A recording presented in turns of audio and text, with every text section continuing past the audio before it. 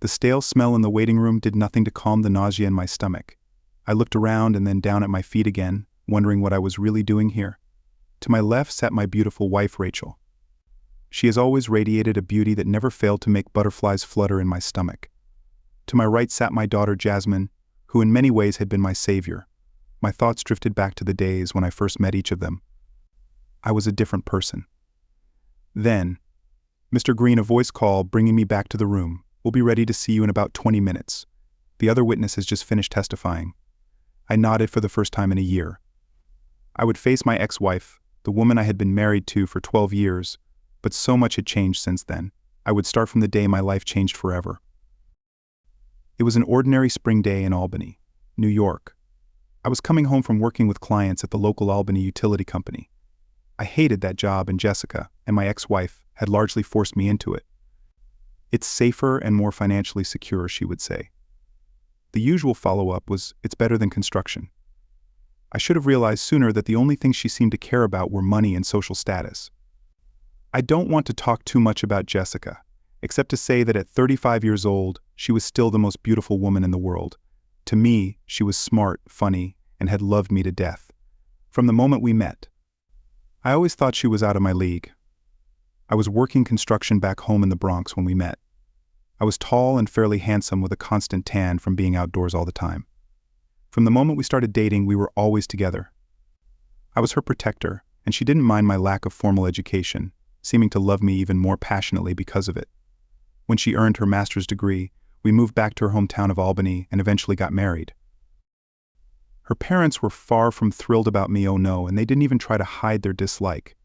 Both A and her old friends thought she was too good for me and wondered why she married someone they considered beneath her. According to her father, I was a handsome idiot. Nevertheless, we were happy and loved each other more than anything. I was an only child and both my parents died when I was a teenager, so Jessica became my whole world. I found work in construction while Jessica secured a very good job at a financial company owned by her father's friend. When the economic downer hit in 1908, I lost my job and it was only Jessica's salary that got us through the tough times. This made her parents hate me even more. If that was possible, it really affected our marriage. I suppose it's inevitable when the people you love and interact with constantly tell you that your husband is a failure. Unfortunately, it also affected my friends back home in the Bronx. According to them, I was now moving in different circles. Of course, my best friend Joey always stood by me. He was more like a brother to me, and his parents helped me cope with the loss of my own parents. It was Jessica who convinced me to take a job at the utility company. As I mentioned, I hated it being indoors, behind computers, talking to people on the phone with a fake voice. That's how I imagine hell, but I tried for Jessica's sake, and for us we both hoped to have children someday. But for Jessica, it was more important to build a successful career and to be seen as someone who had it all, including kids. Image, wealth, and status didn't really concern me, but I did everything Jessica wanted and even tried to become the person she wanted me to be. Unfortunately, when you stop being yourself, everything goes wrong and eventually you become an unhappy person. I was no longer the cheerful builder from the Bronx who loved to have fun and be around people. I fell under a depression almost every day, gained weight, stopped taking care of myself, and rarely socialized, if at all. Yes, I had become an overweight office worker, married to a successful financial analyst, who attended fashionable dinners and cocktail parties with the Albany elite. I wasn't one of them, they knew it, and I knew it. I pulled into the driveway of our house and was surprised to see Jessica's car in the garage. I got out of the car and walked towards the house with a sense of impending doom. I didn't know why, but when I entered the kitchen, Jessica was sitting at the table with a serious but confident look on her face. There were some papers in front of her, and just as I was about to speak, she interrupted me. "Mikey, we need to talk," those infamous words at me, like a ton of bricks. I could see she was a bit nervous, but as I sat down there were no tears on her face. "What's going on? Baby," I asked, "is everything okay?" She gathered her thoughts, cleared her throat, as if preparing for a big speech. "I'm sorry, Michael, but I want a divorce," she stated, clearly and calmly. My heart sank and my stomach tightened into a knot. I was speechless, feeling as if someone had reached into my chest and grabbed my heart. That terrible feeling of sudden loss, which I had experienced twice before, is the worst sensation you can imagine. It spreads through your body like a virus. I looked at her and with a trembling voice I managed to ask why I stammered. "I've fallen in love with someone else," she said, looking at me without a trace of pity. I was stunned, but strangely I wasn't shocked. The old Mikey Green might have caused a scene, but he no longer existed. Jessica had seen to that I was merely a shell of the person I once was, and now she was delivering the final blow. How long I raped. 4 months when I just stared at her, she added. But now I want us to be together and get married, she declared, without any regard for my feelings. I looked at the woman I no longer recognized while she stared back at a man she no longer knew. I don't want to know the details, but I need to know why. I finally asked, dreading what her answer might be. She didn't hesitate to respond. Just look at yourself, Mikey. You're not the man I married. You're overweight. You haven't shaved in years. And when was the last time you had a decent haircut or bought new clothes? She said, in what must have been a long suppressed outburst, you're just a shell of the man I fell in love with. And let's be honest, you were never on my intellectual level. Were you? She added, with a mocking tone. God only knows how many times over the past 10 years I've had to defend you to my parents, friends and colleagues, explaining to them why we even got married, she continued. And I suddenly wondered where the girl I fell in love with had gone and who this heartless creature sitting in front of me was. And he's wealthy. I mean, my new man is younger than you fit. Attractive, has a successful business, and owns a large house near Mom and Dad's place in Loudounville. Each word she spoke felt like a dagger piercing my body. Do I know him? I asked timidly. He runs a landscaping company that works next door. He's currently a sole proprietor, but we plan to expand the business together, she added, as I continued to remain silent. Finally she finished and just sat there waiting for my next question, no doubt hoping to hurt me even more. When I said nothing, she slid the papers toward me. Dad and his lawyer helped me draft the divorce papers. I think it's a good deal for you. Considering that I paid the majority of the mortgage. Dad suggested a 7,030th split of the house in my favor, which we can sell since I'm planning to move in with Rich. I just looked at her and she continued. I think splitting our savings 5,050 is fair and I won't ask for alimony, though I'm sure I could fight for something if I wanted to. Now I could clearly hear the arrogance and malice in her voice. How would I miss this all these years? I felt like a fool and she probably thought I had always been one. Let's be honest, Mikey. I make a lot more money than you do, and my new boyfriend earns a lot too. So I won't touch your pension fund. If you sign the papers and don't argue with me about anything, she suddenly stopped speaking. When I looked her straight in the eyes, she must have seen a glimpse of the old Mikey, because she swallowed hard. I grabbed the pen and signed away 12 years of our life together. I got up from the table, went to our bedroom, packed my things, and returned. She was sitting at the table reviewing the documents as I walked past her out the door and out of her life. What did she say? Joey yelled. Is she completely out of her mind? To me. Joey is family and unfortunately I had neglected him in recent years. But like true brothers, we can overcome any wrongs and we always be there for each other in tough times, as we discussed what had happened. I heard someone in the background and Joey was trying to hush them. Is that Helen? I asked, what is she saying? Yes, Mikey, she said, good riddance to that stuck-up bitch. Joey and Helen were what you'd call. No filters. What you see is what you get, and God, how I had missed that. That's who I used to be. Hey, Mikey. Helen has a friend who does investigations for local companies on debtors. I could ask him to look into this guy for you, check if this asshole is legit and all that, he asked in his usual blunt manner. I really don't care, buddy, I said gloomily. This guy screws you over, steals your wife, and you're just sitting there taking it, damn it. Mikey. She really made a weakling out of you, he said, raising his voice. Damn, that hurt, and Joey must have realized it too. Sorry, man, I'm mad as hell and I wish you were too, he said in an apologetic tone. It's okay, Joey, you're right, and I'll do whatever you want. I said I told him a few details I had about this new guy. He was the gardener next door, so it wouldn't be too hard to dig up more information if Helen's friend wanted to. You need to get back in the game, Mikey, and start being yourself again, he instructed, before we finally hung up after hanging up the phone. I leaned back on the cheap motel bed and stared at the buzzing ceiling fan. My head was spinning as I tried to make sense of everything that had happened in my life, not just in the last few hours, but over the past 12 years. Sleep wouldn't come to me, so I grabbed the bottle of whiskey sitting on the table and drank straight from the bottle. For the next few weeks I did the same thing. I often called in sick to work or showed up drunk reeking of alcohol and was sent home because of it. Everyone in the office stared at me. Snide comments were shared behind my back, and I felt like I was watching myself from above, merely participating in life. I was advised to see a doctor, and although that helped losing my job, gave me more time to dwell on the past. I never made it to the Jones and Brown office to finalize the divorce. A letter was sent to my office because no one knew where I was and no one was going to bother looking for me. I knew that for sure. The letter contained a divorce settlement agreement and a check for $175,000. This was my share of the house savings and household possessions. The agreement detailed everything Jessica had mentioned at the kitchen table, and since I didn't attend a meeting, it was finalized in my absence.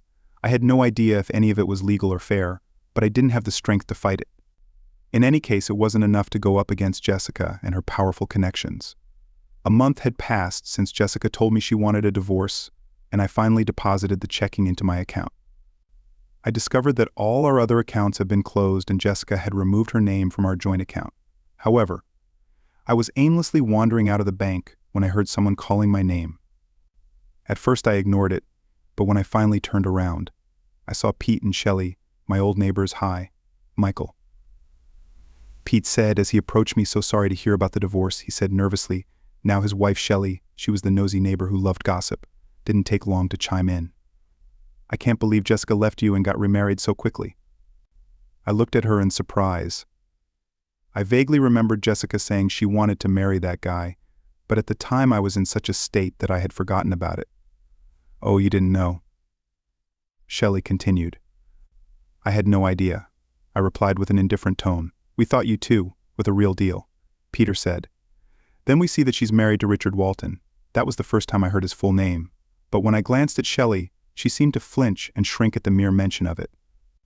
I ignored it as I suddenly realized that now I had a last name to give Joey's friend, rather than just Rich, the gardener from Albany. "He was the gardener who serviced your neighborhood," I said, offering information that wasn't asked for at that moment. I saw Peter whip around and look at Shelley, who by this time had turned bright red. "Our gardener." He shouted at Shelley, drawing the attention of passers-by. "Why did you choose the red mulch?" he demanded, and I realized I had hit the nail on the head. "No, Peter, no, never," Shelley pleaded. He tried it on me once, and I put him in his place. Peter had turned red himself and looked quite angry as Shelley continued. "He's a creep, and every time he comes around, I leave for a few hours to avoid him. I never told you because I knew you'd be furious," she said, taking his hand and pleading with him. "We need to talk," he said before turning to me and apologizing. He grabbed her hand and led her down the sidewalk. I guess that's one more lost claimant for Jessica and Richard's growing empire. I thought to myself, and for the first time in a long while. I managed to smile. The news of the wedding hit me hard. I fell into depression again and reached for the bottle. I thought it might not be a bad idea to drink myself to death that way. All the pain would go away and I wouldn't have to continue my meaningless existence. The next morning, I got up from my motel bed and collapsed onto the floor, vomiting. I had officially hit rock bottom. I crawled into the shower on all fours and let the cold water pour over me. When I stepped out of the bathroom, I looked in the mirror and what I saw shocked me. "Screw you," I yelled at the man staring back at me. "I need to you. Get better." I fell to my knees and cried for the first time since my mother died. "I just want to be happy," I screamed, covering my face with my hands. I knew something had to change. The following Monday, I went to my office and got to work. For some reason, my personal mail ended up on my desk. I assumed it had been forwarded there because no one knew where I was living. As I sifted through mostly useless junk, I came across a flyer from a local gym promising to get anyone in shape in 12 weeks. I snorted to myself thinking it would take longer than that, but damn it, I thought maybe this is exactly what I need. That evening when I walked into the gym, I had no idea what the young beautiful instructor standing before me might think of this old man. At 38, I felt like an 80-year-old, but as I got closer to her, she extended her graceful hand, which I gladly took. Jasmine, she introduced herself to say that she thought I was hopeless would be an understatement, but in her beautiful brown eyes I saw a glimmer of hope for me. They seemed to give me energy, not lust or anything romantic, but honesty and compassion. So, over the next week, I managed to move out of the motel and sign a lease for a small one-bedroom apartment in the city, not far from the gym. I decided to focus on my 12-week plan and see where life would take me. I needed to lose about 15 kilograms, and the best place to start was by getting rid of all the unopened bottles of alcohol among my belongings. For the next month I worked very hard. My life consisted of nothing but work and the gym. Joey and Helen also managed to visit me a few times, no doubt mainly to check on me. But by the end of the month, and thanks to Jasmine's constant support, I had already lost 5 kilograms. Spending almost every day at the gym allowed me to get to know Jasmine much better. One evening after my workout, she agreed to have coffee with me, and I learned a bit about her life. She was raised by a single mother and was studying at the local college to become a full-time fitness trainer and nutritionist. She certainly knew her stuff, and I found myself growing even more fond of her. I told her about my recent divorce and my former life in the Bronx. I admitted that I had hit rock bottom before joining the gym and meeting her. I tried my best not to come across as a desperate loser, but she was remarkably compassionate and emotionally mature for her age. It wasn't until a few sessions later, after I came out of the shower and met her, that I was stunned. Jasmine was talking to a woman who at first glance looked like her sister. I know it sounds cliché, but it's true. Jasmine noticed me looking and approached me before I could turn and leave. "Michael, this is my mom." "Rachel," she said, smiling as Rachel extended her hand to me. Our eyes met, and I felt a wave of embarrassment wash over me. My stomach tightened, and I truly lost the ability to speak. The silence grew awkward. "That means he likes you," Mom Jasmine said with a laugh, saving me from the situation. "He gets quiet when he likes someone," she added, as if she had known me all her life. The truth is, I wasn't always a quiet, shy, and unassuming person. Years of what I now realize was emotional abuse will do that to you. Jasmine left to gather her things, and Rachel and I started talking. When Jasmine returned, she invited me to have dinner across the street. At first I hesitated, but her persistence made it hard to refuse. I imagined that if she had a father, she would have wrapped him around her finger. During dinner, Rachel was so warm and kind I quickly realized that the apple doesn't fall far from the tree, and as the evening went on I found myself relaxing in their company. There was no need to put on a show or act pretentious with them. They weren't the kind of people who thought they were better than others. Rachel joked a lot, which put me at ease. We briefly touched on our pasts, and I suspected that Jasmine had told her mother about my life. That evening I left feeling better than I had in months, maybe even years. I even had Rachel's number saved in my phone after she agreed, or rather insisted, on finally helping me sort out the mess on my head. At first I resisted, but since Rachel was a hairdresser I gave in. It led to the most delightful laugh I'd ever heard from a woman. Over the next couple of months, Rachel and I became inseparable. When we finally made love, the passion was intense and full of love, and each time it felt perfect. From that moment on, I could only think of her, and at last my heart began to beat for another woman. I knew we shouldn't rush things because I didn't want her to think she was just a rebound from Jessica. We wanted to make sure our feelings for each other were genuine. Both of us had been treated unfairly in life, so trust was crucial for both of us. Eventually, I took her back to my hometown, where Joey and Helen immediately fell in love with her. One evening, Helen pulled me aside in the kitchen and said, "This is the woman for you. Mikey, don't let her go." I assured her that there was no chance of that happening. "Really, I don't believe it. 80 kilograms, really?" I said excitedly. "Yes, exactly 80. Jasmine confirmed. "You're back to your ideal weight, Dad," she said, laughing at her new nickname for me. I was so proud of myself and so grateful to Jasmine and Rachel for helping me achieve this. My new haircut, along with shaving off my beard, probably contributed to some weight loss. Or so I thought. One day Rachel convinced me to shave clean so she could see my face. I laughed at the suggestion. I just hoped she wouldn't be put off by the man underneath. Thankfully she wasn't. I was on cloud 9. I felt like a huge weight had been lifted off my shoulders. I had achieved what I set out to do. I looked great and felt amazing. This was the mindset I had when I used to work on construction sites in New York. I headed to Rachel's house, feeling on top of the world. But when I walked through the door, I was greeted by an anxious and pale Rachel. The worried expression on her face gave me a sense of déjà vu. "What's wrong, baby?" I asked nervously, and that bad feeling crept up on me again. "We need to talk," she said. Suddenly I felt the walls closing in around me. Familiar sensations returned and nausea rose in my throat. "Okay," I said as Rachel took my hand and sat me down. "Listen, Rachel. If you're going to break up with me, just do it quickly, so I can get out of here," I said sharply, causing her to recoil in shock. "No, darling," she replied, tightening her grip on my hand and pulling me slightly closer. "I don't know how to say this because I don't want you to be angry with me. My sense of fear didn't go away. I'm pregnant." She hesitantly announced. I was stunned. We were both silent for a few seconds and her beautiful face tensed. As she tried to gauge my reaction, I stood up and took a few steps back. Then I turned to her looking worried and on the verge of tears. "Woo," I shouted at the top of my lungs, simultaneously jumping into the air with my fists raised, her face lit up, and joy returned to her eyes. "You're not mad?" she asked, her beautiful smile returning. How could I be mad?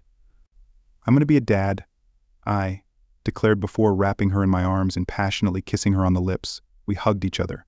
For the next 5 minutes, I was the happiest man on earth. Over the next few days, Rachel. Jasmine and I started looking for a new place to live. Although Rachel had very little savings, I had about $180,000 in my bank account, which was more than enough to buy a house outright. It took less than a week to find a beautiful 5-bedroom colonial-style house in Pine Hills. It needed some renovations which had scared off other buyers, but given my construction experience, I was thrilled with its potential. Our offer was accepted, and this meant we didn't need to take out a mortgage. On the day we moved into our new home, I got down on one knee and proposed to Rachel. I knew it was quick, but I loved her so much, and she was my one and only. She said yes, and I wish I could say that we lived happily ever after from that moment on, but that wouldn't address the reason I'm sitting here in this courthouse. Just to be clear, I'm not being accused of anything.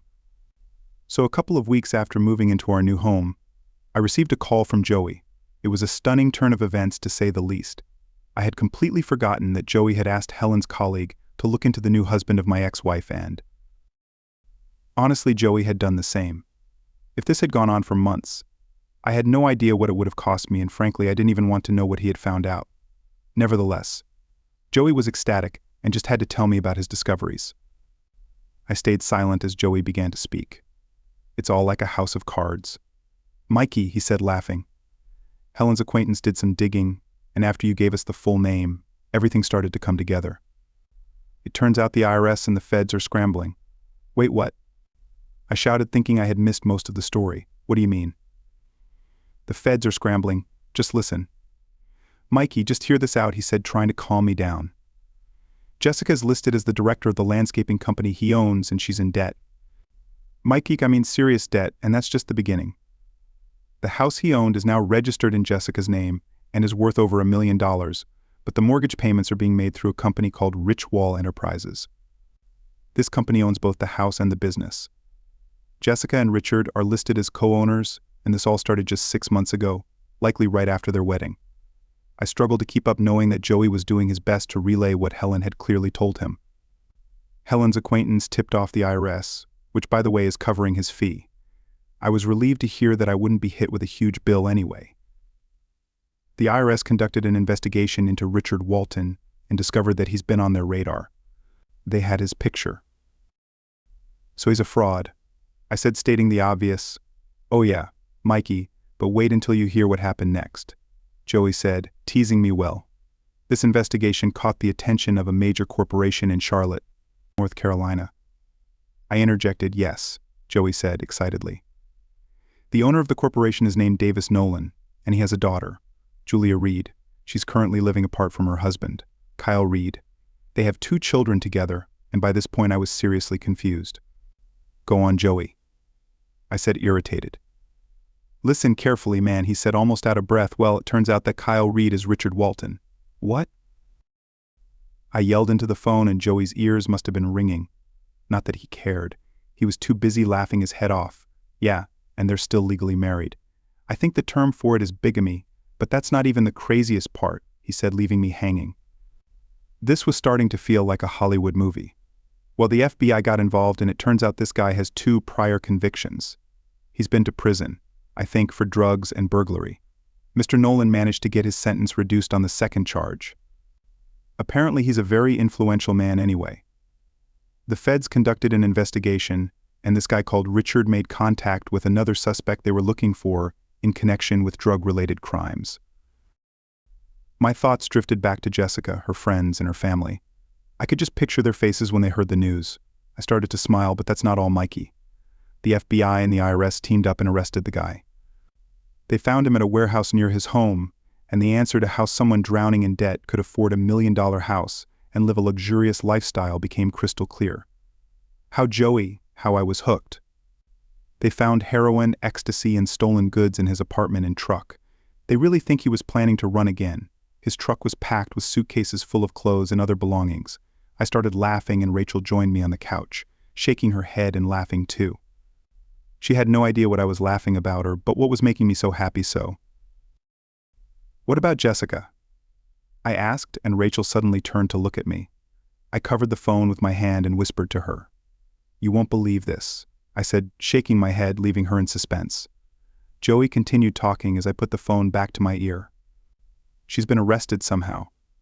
Her parents managed to keep it out of the press, but I expect it'll hit the front pages in the next few days." "After all, it's big news," he said. "Honestly." I think Joey was more excited than I was, because, to be honest, any feelings I had for Jessica, whether they were anger or something else, had vanished. I took Rachel's hand and squeezed it just to confirm that fact. After finishing the conversation, I eagerly turned to Rachel and told her everything. She was shocked and amazed because while she knew Jessica was a total witch, it had never crossed her mind that she could be a criminal. All I could think about was what her parents, family, and so-called social elite must be thinking about. Her poor old daddy had a daughter, a deceived criminal, and that wasn't likely to go over well at the country club.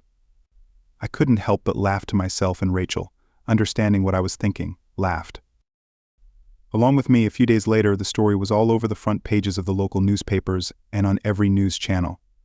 I think Jessica's parents still had some influence in society because her name was barely mentioned. Of course, the bigamist and drug-dealing con man was splashed across every page, but the name of his female accomplice, who mingled in elite social circles and was well known in the corporate finance world, wasn't revealed. However, within a week, one newspaper published a photo of the two of them with inmate numbers, but without mentioning Jessica's name. We found out that Kyle Reed was actually 41 years old, not 35 as he had claimed so. My ex-wife had really left me for an older criminal who had just destroyed her life. Maybe she wasn't as smart as she thought she was. I was simply stunned when I saw my ex-wife. I had to look twice to recognize her. She looked like a shadow of the confident and arrogant woman who had left me almost 8 months ago. She was gaunt and appeared to have aged significantly. Her hair had thinned and large dark circles had formed under her eyes. I glanced up and saw my beautiful pregnant fiancée, who looked like the complete opposite of her. I felt like the luckiest man in the world, not just because I had Rachel, but also because I had rid myself of my ex-wife and her family in the following months. Everything settled down. We enjoyed our first family Christmas in our new home. Rachel's parents came to visit us. Helen and Joey dropped by, and I was surprised to see that a few of my old friends from the construction days had reconnected with me. They also loved Rachel, and they were the ones who convinced me to return to the construction business. Rachel and Jasmine agreed with them, and that's just one more reason why I love them. In the new year, I quit my job and became self-employed. I worked on construction sites but also took on small jobs locally. Ironically, I also started getting a lot of requests for landscaping work in various neighborhoods. I was even surprised when Peter and Shelley contacted me, but only if I promised not to hit on Shelley. I gave him my word. In March, Rachel gave birth to our twins, Alex and Sophia. In April, we got married in a small ceremony in Albany. It had been just over a year since my divorce from Jessica, and it's amazing to think about how much has happened in that time, however. Unfortunately, that wasn't the last time I saw her. My new perfect life was going so well until an unexpected visitor knocked on my door. His name was Andrew Brown from the law firm Jones & Brown, who was representing Miss Jessica Walker in her upcoming trial. I was surprised to learn that she had reverted to her maiden name. Of course, her parents wouldn't have liked seeing the Walker name dragged through the mud. Mr. Brown, settling comfortably in my home, said, "We would like you to provide a good character reference for Jessica." "I mean Miss Walker," he suggested bluntly. I laughed. "Why would I do that?" "I," replied, "well, you knew Miss Walker better than anyone else before your divorce. You know, she's law-abiding and would never get involved in any criminal activities." Right. I wasn't sure if he was asking or asserting this, but even I could see where he was going with it. What if he refuses? A voice suddenly sounded behind me. Rachel appeared at the bottom of the stairs, having obviously overheard our conversation. Mr. Brown looked at me. Answer. My wife's question. I suggested, well, we could serve you with a subpoena and force you to appear. If you still refuse, we could press charges and throw you in jail, he said in a threatening tone. My first reaction was to punch him in the face and throw him out the door head first. But when I looked at my wife, I realized I had too much to lose. I had no idea if what he said was true or even legal, but to avoid a courtroom battle, I agreed to his demands. It was just easier that way, and now here I am sitting in the courthouse waiting room. The trial had been going on for a couple of days, and as my turn to testify approached, I turned to Rachel and whispered, "What should I say, darling?" She took my hand, looked at me with her beautiful brown eyes and said, "You're the most honest and loving person I've ever known. Just be truthful." I knew that what I was going to say in court probably wouldn't have much impact on the case. My ex-wife's lawyers had convinced me to come, mistakenly assuming I would speak well of her. Perhaps it was the biggest mistake they ever made because I had no intention of doing anything of the sort. A few days ago, the trial of Kyle Reed concluded. He was found guilty of Class E by M federal charges, a possession of Schedule I drugs with intent to distribute, perjury, handling stolen property, and a slew of charges related to fraud against the U.S. government. He was sentenced to 70 years in prison. Even I was shocked by the severity of the sentence, however. In an attempt to reduce his sentence, he implicated Jessica in fraud and trafficking stolen goods. He claimed that she was involved since they had founded a holding company as soon as they were married. What did they say about there being no honor among thieves? The charges related to stolen property were contested, but the IRS arrested her for fraud. Mr. Green, we're ready to hear you, the bailiff announced. I stood up and took a deep breath. Rachel had moved to the public gallery while Jasmine was watching the twins in the waiting room. They were sound asleep, blissfully unaware of everything as my name was called in the courtroom, and I approached the stand. I felt the eyes of everyone in the room. On me it was a strange atmosphere, and as I took my place, a few people gasped, particularly those sitting behind the defendant. As I was sworn in, I turned to face the courtroom, and for the first time in over a year, I saw Jessica in person. She was dressed in an orange prison uniform and flanked on both sides by a team of high-priced defense attorneys. She was staring at the floor, but I made eye contact with her parents and then with several of her friends who were seated behind her. I noticed a couple of them mouth the words "wow" when they saw me. The irony of now looking down on them from the witness stand didn't escape me throughout our marriage. They had all looked down on me. Now the roles were reversed. Andrew Brown stood up and began to speak. "Thank you for coming today, Mr. Green," he said. "Well, I didn't have much of a choice, did I, Mr. Brown?" I replied, looking down at him. He flinched at my tone, and all eyes turned to him, waiting to see how he would respond. At that moment, Jessica finally lifted her head and looked in my direction. Her eyes widened and her jaw dropped. She suddenly burst into tears, causing everyone to turn and look at her. It must have struck her that the man she had fallen in love with had returned while the person she had tried to mold had disappeared. Now she was inconsolable as the judge asked her lawyer if he needed a moment for her. He ignored the suggestion and continued, "Mr. Green, as the defendant's ex-husband, with whom, admittedly, my client was very generous during the divorce. Would you agree that the charges against her have even surprised you?" he asked, without waiting for an objection from the prosecutor. I was very shocked, but as for her being generous with me during the divorce, "I think you and I have different views on that," I responded confidently as murmurs arose from behind him. I'm sure I saw Jessica's parents talking to someone on the legal team, while Jessica continued to sob very well. "Mr. Green, but would you say that during the time you and the defendant were together she was always an honest, hard-working, and law-abiding citizen?" he asked. "Well, I didn't have much of a choice, did I, Mr. Brown?" I replied, looking down at him. He flinched at my tone and all eyes turned to him, waiting to see how he would respond. At that moment, Jessica finally lifted her head and looked in my direction. Her eyes widened and her jaw dropped. She suddenly burst into tears, causing everyone to turn and look at her. It must have struck her that the man she had fallen in love with had returned while the person she had tried to mold had disappeared. Now she was inconsolable as the judge asked her lawyer if he needed a moment for her. He ignored the suggestion and continued, "Mr. Green, as the defendant's ex-husband, with whom, admittedly, my client was very generous during the divorce. Would you agree that the charges against her have even surprised you?" he asked, without waiting for an objection from the prosecutor. I was very shocked, but as for her being generous with me during the divorce, "I think you and I have different views on that," I responded confidently as murmurs arose from behind him.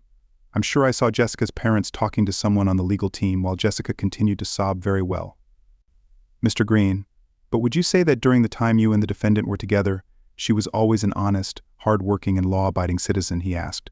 "Well, she cheated on me for 4 months with a man she described as younger, more attractive and more successful. So I suppose we have different definitions of honesty again," I replied. I began to think that, at this moment, her lawyers realized they might have made a mistake. Remember, he had only threatened to drag me into court. But I wasn't obligated to paint a picture of Jessica as an innocent, ideal woman. I was just being honest, as Rachel had advised. "But would you agree that at the time you were neglecting yourself physically and intellectually? So when someone better came along, could you really blame the defendant for moving on?" he said, terse and nearly. Unanimous chorus of disapproving groans arose from the witness stand, and the prosecution side clearly indicating that they found his remark unnecessary. The defense was digging a grave for my ex-wife. The judge restored order, giving me a moment to consider my response. "I agree that I neglected certain aspects of my life. It was very difficult living with a woman who controlled my life, and whose family and friends looked down on me. The defendant's father once called me a handsome idiot," I said candidly, and the shocked and bewildered expressions on the faces of the defense team were so comical that words can't describe them at that moment. Jessica just looked at me with pity in her eyes. I had nothing left for her in return. "That may be the case, Mr. Green, but there's no evidence that the defendant was ever involved in any criminal activity. There's no proof that during the years you were together, she was dishonest or intended to commit fraud. She paid her bills, even yours, for a time, and she never broke the law. Is that correct?" he said. Noticeably anxious objection, the prosecutor rose to her feet. "This is improper, Your Honor. The witness is not here to prove that the defendant didn't commit a crime. This is a waste of the court's time." The judge stated that the defense may rephrase the question. Mr. Brown looked puzzled, but he cleared his throat and continued his questioning. "Mr. Green, during the years you were together, the defendant was an honest person who paid all her bills, taxes and mortgage. She even paid your bills for a time, didn't she?" he asserted. Thank you for listening until the end. See you in the next episode of Cheating Secrets. Take care of yourself and your loved ones. Goodbye.